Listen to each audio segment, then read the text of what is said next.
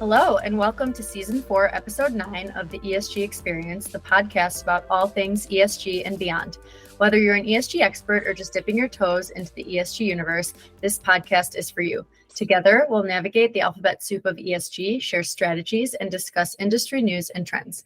I'm Helee Lev, SVP of ESG Operations at Conservice. And I'm Ryan Nelson, SVP and General Manager of ESG at Conservice. Today, we are lucky and happy to be joined by Maisie Ganzler, who is the Chief Strategy and Brand Officer of Bon Appetit Management Company, the award-winning food service company. Over the past 30 years, we'll have to unpack that. Who stays in one position for 30 years ever? We'll want to talk a little bit about that anymore. She has been the architect for their groundbreaking approach to responsible purchasing and a leading force behind their pivotal shift towards sustainability. She is the go-to expert on how food companies can make positive change called upon for strategic counsel by advocacy groups, startups, and big businesses alike. In this episode, we'll dive into the intricate world of sustainability in the food industry. We'll explore thought-provoking questions that shed light on how Maisie's personal experiences shape her perspectives, the dangers of greenwashing, and the strategies for effectively communicating sustainability efforts. Join us as we unravel these topics. And I can't wait. It's 2:12 p.m. Central. I have not eaten lunch. So a podcast where we're just going to talk about food for the next hour seems like a great idea. But welcome, Maisie. We're so happy to have you. Thank you. I'm very happy to be here. Yeah, welcome. Good. Okay. Well, let's get into it then. And not only are you the Chief Strategy and Brand Officer of Bon Appetit, but as of, actually, I don't know how long, you're now officially an author. Has that been months or years? I'm sorry, I didn't notice that. My first book, You Can't Market Manure at Lunchtime, comes out April 2nd. So I'm about to be an author. Okay, got it. So Congrats. it's about to be official. Yes, congrats. And we can't just skip over the name of the book there. You Can't Market Manure at Lunchtime. Very interesting, very excited to delve into that. Before we do, let's take a couple of minutes on Bon Appetit Management Company. Helee, do you know what Bon Appetit means? I do. It means like have a good meal, like enjoy your food. I think that's right. I looked it up. Yeah, I think it officially translates to good appetite or something like that. Is it French? It is French. And I will tell anybody who's out there thinking about starting their own company and has to name it something, don't do anything with an accent mark. It's really a pain. So if you learn nothing else on this podcast, there you have it. Right. A little nugget to get us started.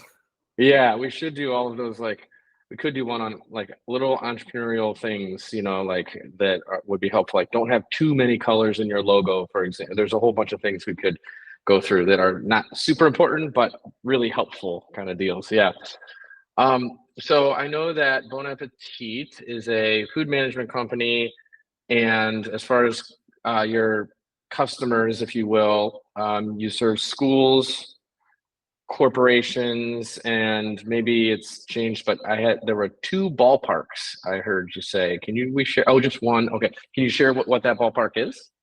Chase Center, where the Golden State Warriors play. So that's cool. been a fun one the last several years. So Bon Appetit serves 3 markets: the private higher ed. So that's colleges and universities that are privately held, not state schools, and not K-12. That's a very different business. And then corporate headquarters, mainly tech, but some retail as well. Okay. And then I just want to read this quote from your site that I think can help you really explain what you do. This really got me. It says, in the 1980s, the industry standard for college and corporate cafeterias was casseroles and mystery meat, served glop by glop out of steam tables. If you were seeking a fresh vegetable, you were out of luck unless iceberg lettuce qualified. So that was at the beginning of your timeline there. So what is it? So what did you do with that challenge? Yeah.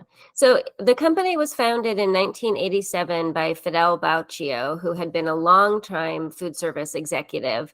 And his way of disrupting the industry, the big aha, was bringing fresh, real food into the institutional food service market. And that beginning of fresh, whole food is what eventually led us down our path towards sustainability. I like it. I like it a lot. As mentioned in the pre-chat, I love that universities are a great place to do it because I feel like that's the first time, you're kind of out on your own. It's up to you, right, to make good food decisions. Maybe up until that point, you've been under the roof of your parents and whatever they serve you or whatever's in the fridge is in the fridge. But I remember that being like a pivotal point in my life of when I started, you're choosing your own food, right? You want to eat 3 grilled cheese sandwiches, frozen yogurt, tomato soup, and M&Ms. That's going to start to be like your dietary habits. So I love that you guys are doing higher education. And even, younger than that, I remember. But as I mentioned before, so I traveled this week and I went through a couple airports. The lack of just good, nutritious, fresh, healthy options is ridiculous to me. And it's not for lack of paying. Like I paid on the way out $14, no problem. Well, my company paid, but $14 for like a fruit tray, but it was like rotten and not like it probably been sitting there for 2 weeks and expired. And so how do you make meaningful changes, everywhere, not just, so higher education, obviously that's a certain demographic, there's money there. How do we do this more widespread? What you guys have taken to higher education in these other areas? Well, part of the problem in airports is actually the lack of kitchens and really culinary skill. So at Bon Appetit, we're a company with a dream, not just a mission statement, but a dream. And our dream is to be the premier on-site restaurant company known for its culinary expertise and its commitment to socially responsible practices. So those 2 pillars of culinary expertise and socially responsible practices go together. I talked about the importance of whole foods. And if you want to bring in whole foods and buy things more sustainably, then you're going to need cooking skills. You have to have I'm sorry about the dog. You have to have real chefs in real kitchens. And in airports, that is not the case. So that's where you're going to get sorry. That's just the dog. We can barely hear. We can barely actually, hear the Google Oliver. filter's working well. Can't hear Oliver's. He's good to go. Oh, okay, good. So in an airport, you don't have that skilled culinary team. And it's also difficult to bring food into an airport just logistically. And so that's why you get really lousy stuff. But it doesn't have to be that way. Somebody could do it better if they took the time and the effort.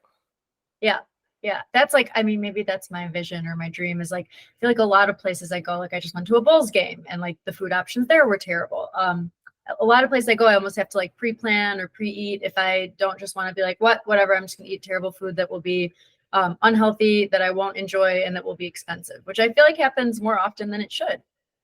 Yeah. Arenas is another place where kitchens are really few and far between. And when we first got into the arena market, that was a big thing for us to actually put real cooking equipment in. Because again, if you can't cook, you can't have great food. All right. So we need chefs, we need facility and logistics, how to get the food in. Yeah. And then as I've learned from Bon Appetit, you need to give the chefs the autonomy and the creativity to actually put something forward that works locally and, allow them to do it. So amazing ideas and culture that the company has to make that work.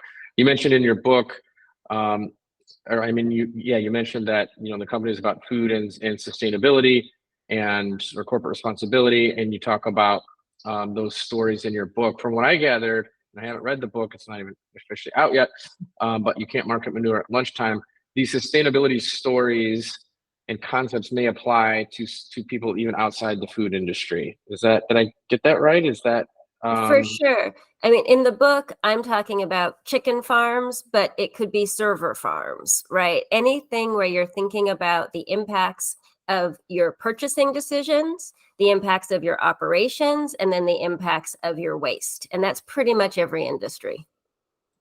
Yeah, I'm definitely going to read it. As food as the backdrop, that's interesting. But yeah, like you said, those concepts I think are meaningful to us all now as consumers and as business participants or owners or operators. Those are very interesting concepts. So tell us a little bit more about the inspiration of the title. You can't market manure at lunchtime.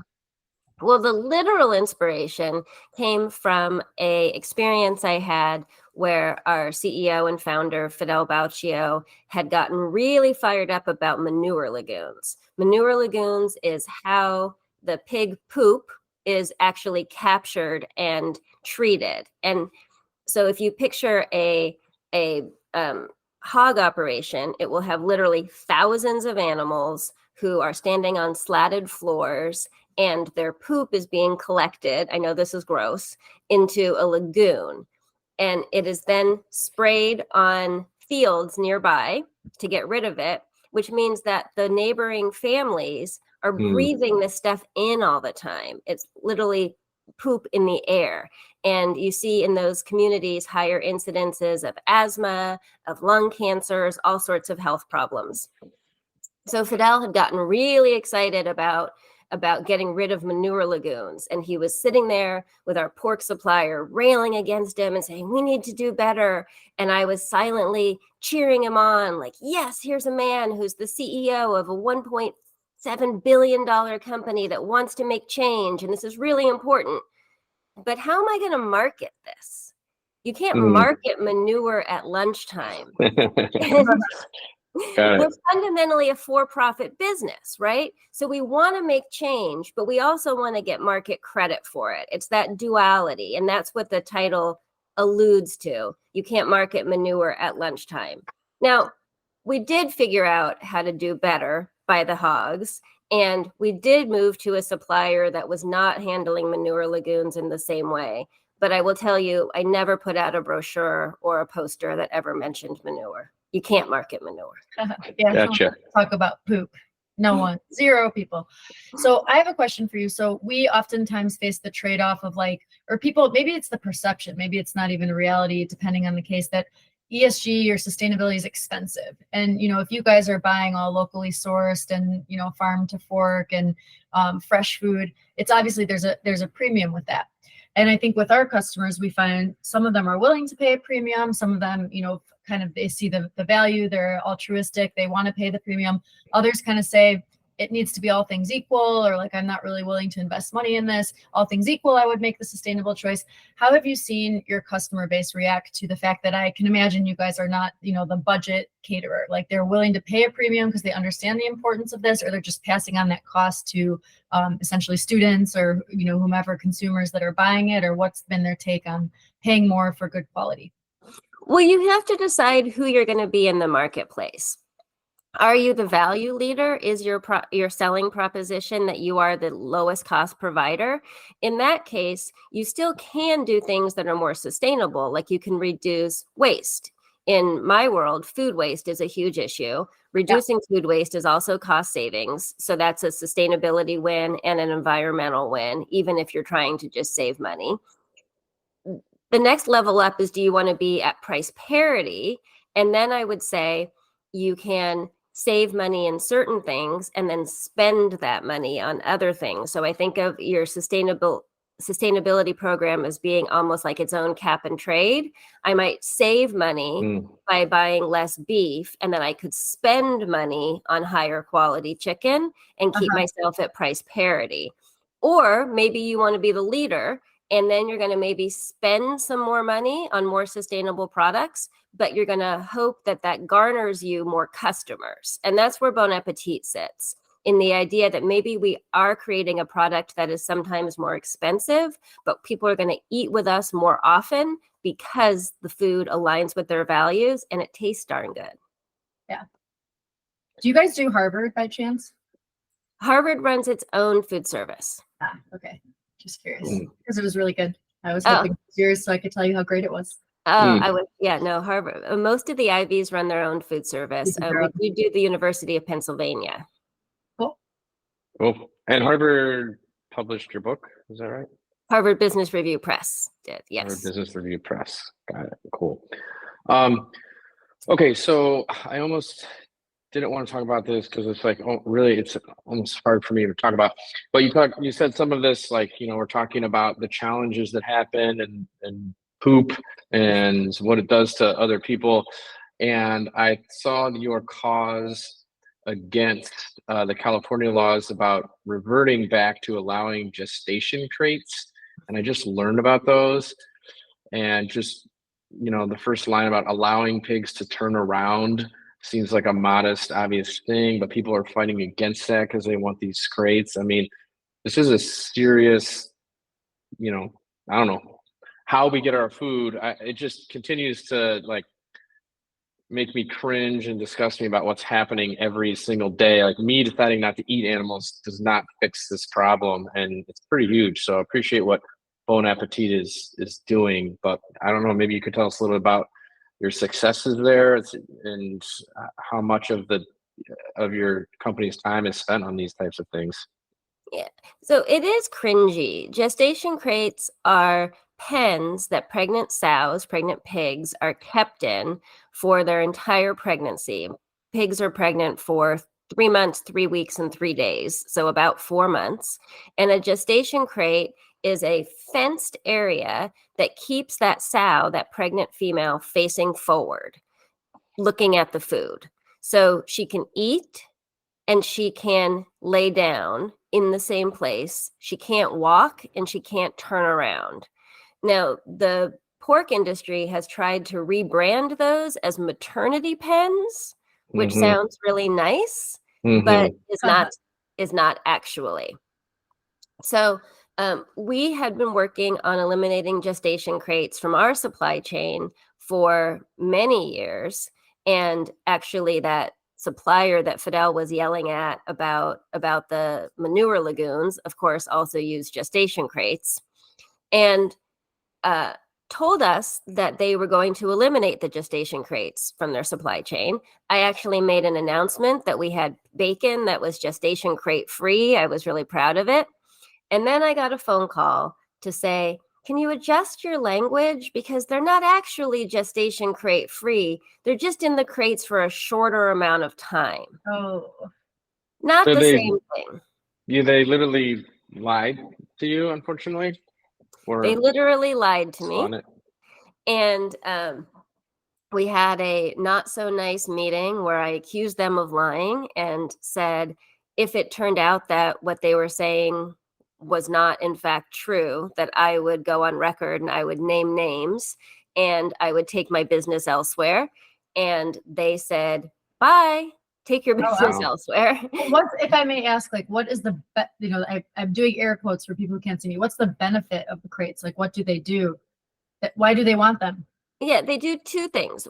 Well, 3 things. They keep the animal from moving too much, which it would be burning calories, right? So they want them fat. Okay. They want them efficiently fed to make the most piglets. The second thing is that they keep the sows from fighting with each other.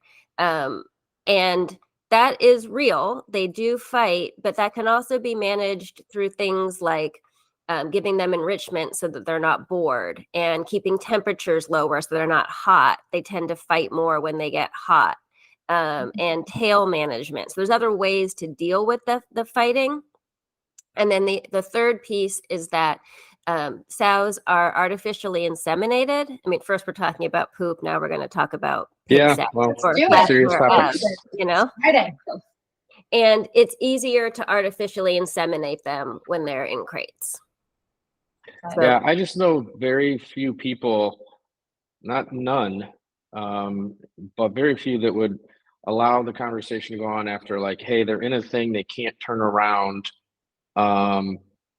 but there's a lot of benefits. Like, nobody would say, no, that's just unacceptable. Like, you can't treat animals that way. Like, for almost anyone that I've ever talked to that would admit such a thing. I've talked to a few farmers here and there who say, it's a commodity and this is the only way to feed, and make a case that they justify it. But I don't know, it seems so disturbing that we would find a better way. So anyway, I appreciate you. People just like, they don't always make the connection. Like, you make a conscious effort and you're educated, you look into these things. Like, some people are just like, bacon, yum. Like, they're not thinking about what happened and how it got on their plate, and like, they're just not thinking that way. And it's interesting too with little kids. Like, one of my daughters just recently made the connection that steak is a cow, because it's just been steak. It's like steak that's on her plate. Like, we don't use the word cow, we use the word steak. So she asked where it came from. We tell her where it came from. And just watching them go through that like mind-blowing experience of like, I'm eating an animal, I'm eating a cow, steak is a cow. But if you, I don't know, I think people just they're used to doing what they're doing and they're not necessarily thinking about it. This is the first time I'm personally hearing about a gestation crate. I don't eat pork, but I've never heard about that before. Yeah. So. And it's a challenge for marketers. Again, going back to the title of the book, that you can't market manure at lunchtime. It's also a bummer to talk about gestation crates at lunchtime. And I myself fell into this trap. I did a lot of our early brochures and posters where I talked about all the ills of the food service world. And at one day I woke up and I said, I'm kind of like Chicken Little and the sky is falling. Like every time you turn around, I'm telling you there's one more problem in the food system. And that's a bummer. And bummer doesn't really sell product, right? And so how can you tell a positive story, tell a story about positive change, and in that you're embedding information, but you're not making everything sound horrible. You're not screaming that the sky is falling all the time. And one of the ways that I came up with doing that is creating celebrations. So we did something called the Eat Local Challenge, where it was a special day that we could advertise ahead of time. So customers come in prepped that they're going to spend a little extra time at lunch and there's going to be something special happening. And we did a meal made completely of local ingredients. And then people went like, oh my gosh, this is so cool. You should buy locally all the time. And we went, well, we do. You didn't notice, but we do. But when you have that celebration, that positive time where you can disrupt people, then you can get people to listen. No, that's great. And then when it comes to, people not making the connection and educating people, I saw a concept you have called the circle of responsibility. Is that a methodology that you're still using to draw people closer to what's happening? Maybe tell us about that. The circle of responsibility was our way of creating an umbrella brand for all of our sustainability and health initiatives. And it's still used, but it's used internally only now, that terminology, because I put up big circle of responsibility boards in a couple pilot cafes and explained all of our sustainability initiatives. And then I did focus groups and said, does anybody care about this? And everybody said, yes, I care about the animals. I care about the environment. And I said, did you learn about what we do? And they all said, no, they hadn't. And then I said, well, did you see that big board that said circle of responsibility? And what I heard back was, yeah, but I was afraid that if I read that, I'd be responsible for something. And I have enough that I'm responsible for already. So I didn't read that. And that was a big turning point for me to understand that circle of responsibility was how I thought about the program, but our internal cute name didn't really matter to the customers. What the customers wanted to know was what they were eating and information about that. It's the classic, what's in it for me of marketing.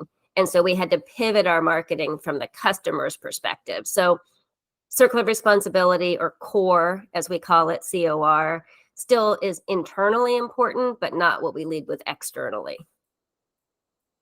Got it. Yeah, no, interesting sharing that as people that need to build go-to market strategies and whatnot. It's interesting to hear those kind of stories and what you tried and then how you pivoted and everything. So thank you for sharing that. Mentioned it when you said that one provider wouldn't change what they were doing with the pigs, and they told you to then go find someone else then, and I assume then you did. So I see you nodding your head. Have there been other instances like that where you guys have this strong commitment and it's the root of who you are in your DNA that sustainability has to be ethically and sustainably sourced and things like that? Do you have other stories like that where in the history of the business where you guys had to make like tough decisions or tough trade-offs, where I could just imagine the drama in that room or on that call, them being like, well, then go somewhere else, and then you being like, we're taking our business? Like, are there other stories like that? Or I love hearing those stories, and I love people who are so stuck to their vision and their mission that they'll do that and they'll live it, not just about the marketing, but they're living it. We're going through that right now with chicken as well, with a chicken supplier that had committed to going antibiotic free, no antibiotics ever, which actually exceeds our policy. Our policy is no non-therapeutic use of antibiotics. And I just point that out to say to anybody who's out there that's a sustainability professional, you've got to get into the nitty gritty and really understand the science and these really subtle differences. So anyway, the chicken supplier committed to reducing their antibiotic use, and then they've gone back on that. They haven't been able to pull it off operationally. Their flocks are still needing to be treated with antibiotics, when there's other big chicken companies who have successfully eliminated antibiotics by really— Is that just for diseases, like literally just treating diseases that chickens have? Well, antibiotics are used officially now for disease treatment, but they're used unofficially for prophylactic uses, so to prevent disease and to make animals grow faster. That's like an off-label use and not what's talked about. But it makes them grow faster, really? It makes them grow faster, yeah. And I knew the hormones will plump them up, but I didn't know about the use of antibiotics for that reason. Yeah, antibiotics actually more prevalent than artificial hormone use. You can't use artificial hormones in chickens in the US. It's not allowed. And you can in pigs, but China won't accept pigs with ractopamine, so it's not used that much actually, even though it is legal. But antibiotics, and then the other thing that really plumps animals up, especially chickens, is breeding. That we have genetically bred chickens to have those bigger, plumper breasts. Yeah. Got it. I believe there are stories in your book, including a gentleman that I saw at the Wicker Park Farmers Market a couple months ago here in Chicago, Rick Bayless. Did you meet Rick Bayless, or you just got his stories, or? I am a fan of Rick Bayless, and I have met him, but he is not in the book. So he's not. I don't. Oh, where did I get that? But one of the things that Rick Bayless has done in Chicago is actually have a urban farm and really more of a garden. But I think that's something I know a lot of your listeners are in the real estate business, and gardens as amenities, I think, are becoming more and more popular. For sure. Helee, what's your experience in gardening? Is that something you've taken on yet? I don't. My spouse, my husband, is an avid gardener. He has a community garden. He germinates his plants indoors, then he goes and plants them outdoors. He works in this garden. And recently, this past year, he built a greenhouse to try and put the plants outside earlier, while it was still cold out. We live in Chicago. So I live with a gardener, if that counts as anything. But I myself, I have 2 house plants, and they do okay. I wouldn't say they're thriving, but they're alive. Well, my boyfriend says I have a black thumb, but I like to just think of it as more of an opportunity to support my local farmers. There you go. Always finding a way to celebrate. Delusional nor egotistical enough to think that I could grow a better vegetable than Whole Foods. I cannot. The perfect vegetables and fruits have been grown. They're down the street. So yeah. Is that true, Maisie? Do we still like Whole Foods? Yeah, I like Whole Foods. I think that they have some great sourcing practices. We're talking about antibiotics. They actually don't allow any antibiotics use in their seafood, which is a really hard thing to do. I think that Whole Foods has some great options. I actually did interview Walter Robb, the former co-CEO of Whole Foods, for the book. Wow. And that was a really interesting and inspirational interview. And one of the things that he talked about was all of the concern they had about creating their policy around genetically modified ingredients. And I thought that was really interesting, because I thought that the executive team at Whole Foods would just be like, no, GMOs are bad. That's a blanket statement. But it was a much more nuanced debate about how do you deal with technology, and are things inevitable, and what do you ban versus just give people information about. Sure. So I thought that was interesting that was a debate that they had and he talked about in the book. Okay. Well, yeah, no, that's good to know. So I found the source of where I got Rick Bayless out of your book, and I've been using AI as an assistant. And so I want to run some of these other ones. It gave me 3 other people. I want you to tell me if they're actually in there or not, so I can test my sources. What about Alice Waters?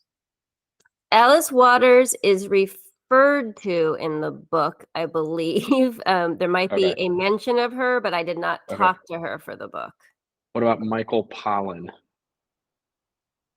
The Omnivore's Dilemma. Yeah, I can't swear that his name doesn't show up anywhere. They but must be mentioned. They must be mentioned. One more. Be mentioned, but I don't think Rick Bayless is even mentioned. One more. Temple Grandin. Temple Grandin, absolutely. So Temple Grandin is a animal behaviorist, and talking about the gestation crates, she likened gestation crates to spending your entire life in an airplane seat. So we can imagine how comfortable that would be. What row though? Like row 34 or like row 2? Economy, not economy plus. Yeah, economy. The way a middle seat, a middle seat. Right. Oh gosh. That is sad. Mm-hmm. I did interview, if you're like going down the culinary, lens, David Kinch, the chef owner of 3-Star Manresa and several others. And his take on storytelling was interesting because he really thinks that the food itself should be the story, and that the server telling you, this came from this farm and you should eat your plate left to right, and I've done these 4 things in cooking, is all loading your head up with information that you don't need. That really the true story is the experience of the dining. And so he's kind of the anti-storyteller. But he also was one of the first chefs to have a bespoke garden, talking about running into Rick Bayless at the farmer's market. He would go to the farmers markets to buy his product, and he'd be in line with like 3 other chefs. And he thought, how can I differentiate my restaurant? How can I be doing something different if I'm using the exact same ingredients as everybody else? So he partnered with a farm called Love Apple to grow just for him. And it was more expensive. Getting back, Helee, to your question about, how do you pay for all of this stuff? But he thought it created differentiation, that he had products that nobody else had. Mm-hmm. Yeah. Yeah, I think, in general, like, I know that's not what this conversation is about, but people with money who are health conscious will pay. But then you start to just talk about mainstream and making this kind of thing accessible to the masses, and that it just gets so much harder. Never mind like at farm to fork, but you talk about food deserts and like how a lot of people's diets consist of things that they buy at a 7-Eleven, and like, there's bigger problems of food that we have. But then my struggles this week at 2 airports where I felt that there were not good choices. Ooh, the farmer's fridge was okay though. How do you feel about the farmer's fridge? I never tried it before, and I was like, you know what? I'm trying this thing. It's pretty good. Yeah, there's actually an interesting switch in language now to move away from the term of food deserts to food apartheid, because deserts implies that it happened naturally. And actually, it didn't. It's through intentional business practices that there are these areas, or that they're also called food swamps, that there is food available, but it's not good food. That's like bad food. Okay, I will change my terminology. Thank you. Yeah, you learn good things on these interesting podcasts. Nuance. Yeah. Would you, or will you, or are you going to write another book? What was that? Was it difficult? Do you enjoy it? Super hard work, or something that you like really enjoyed doing? I'm just curious. I enjoyed it. I don't know if I have the next idea yet, but it came out pretty easily. And my editor at Harvard Business Review said that that's how you know that you have a book in you and not an article, that a lot of people are trying to stretch an article's worth of content into a book. I'm sure you have the same experience with doing a podcast, that you might have a short in you and not a full hour when you talk to certain people. Mm-hmm.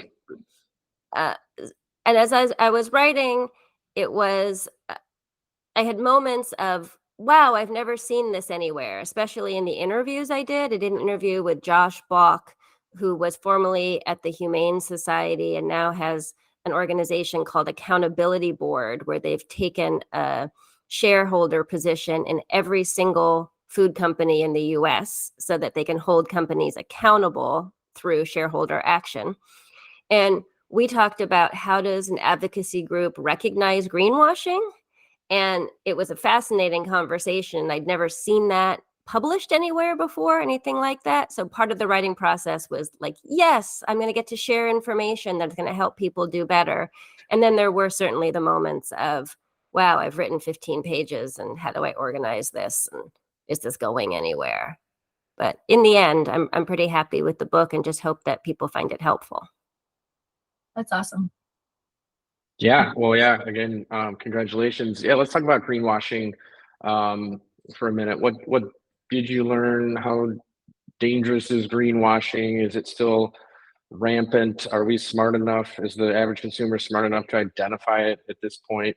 What's your opinion? I think greenwashing is rampant, and it's sometimes intentional and sometimes unintentional. I tell the story of Belcampo Meats, which had committed that all of their meats at their butchers had come from their ranch, so a single source. And one of their employees and their Santa Monica store went on Instagram Live and said, this effing isn't from there. He wasn't somebody with a lot of followers. He wasn't an influencer.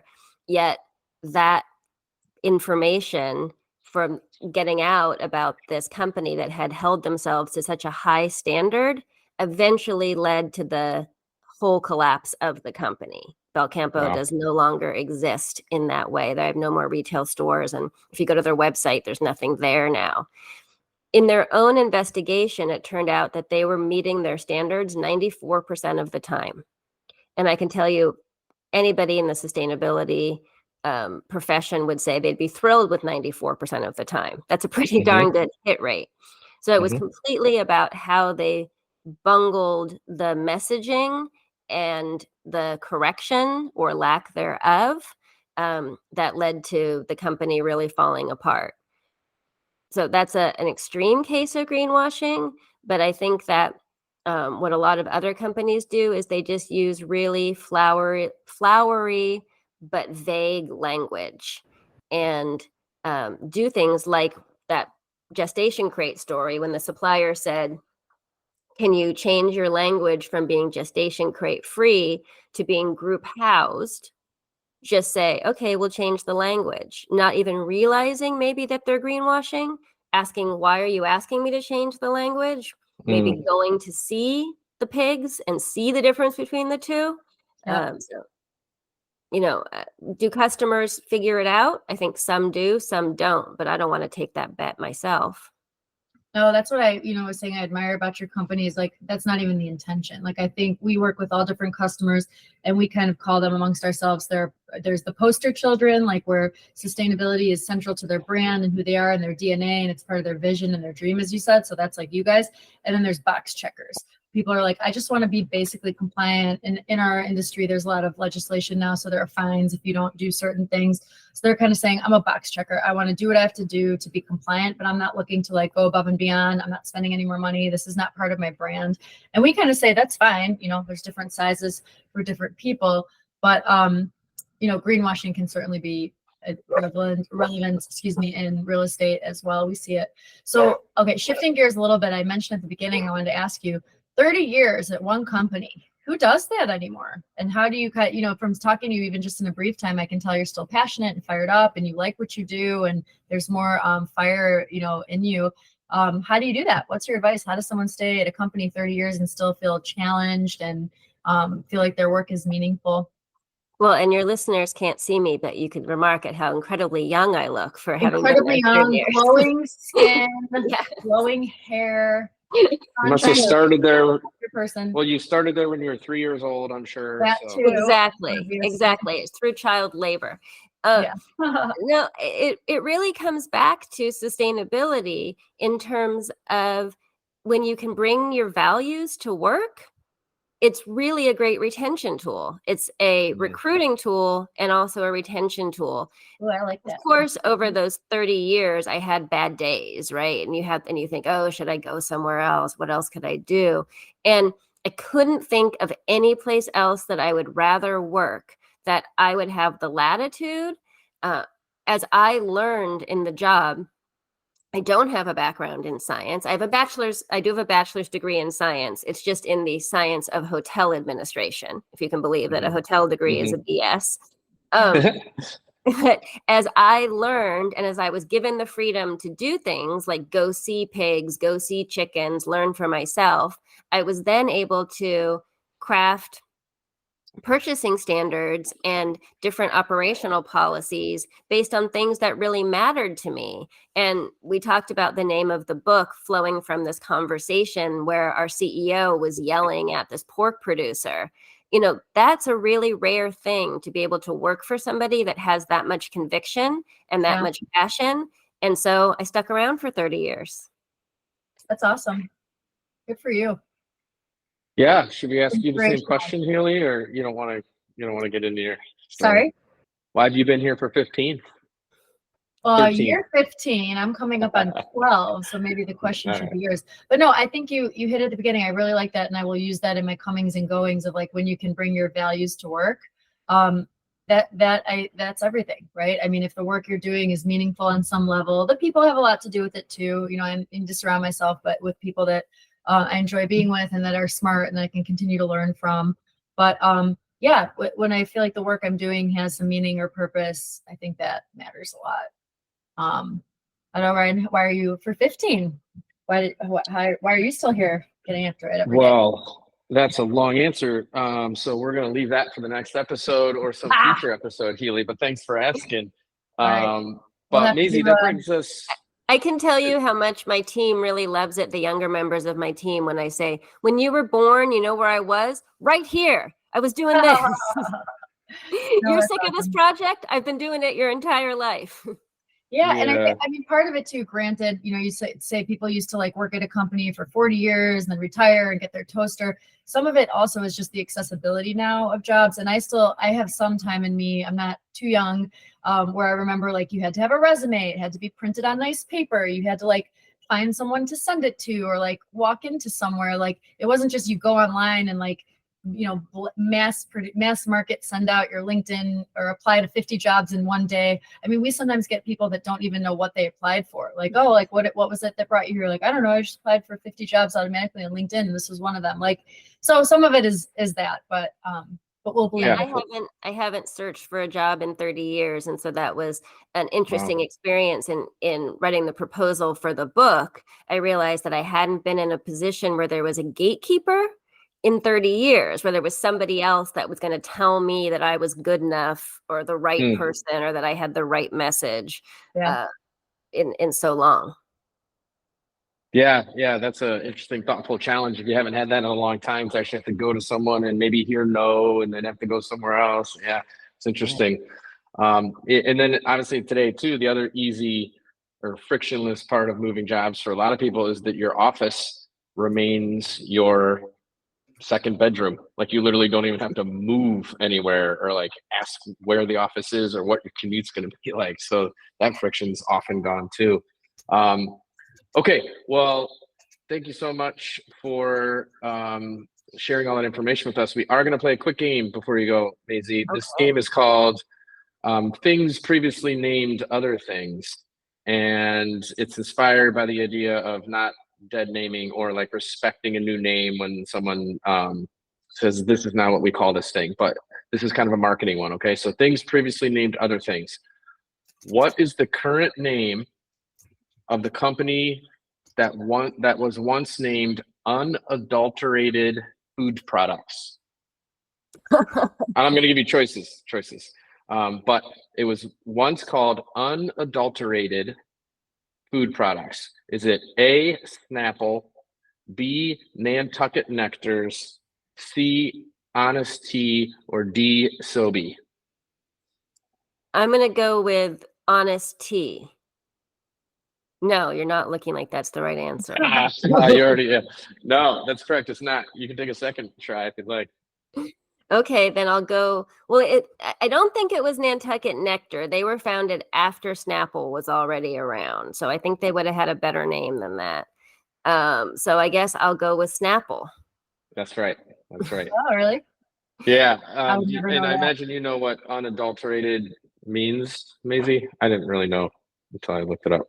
You mean like not Actually, messed white with? nervousness. Pardon?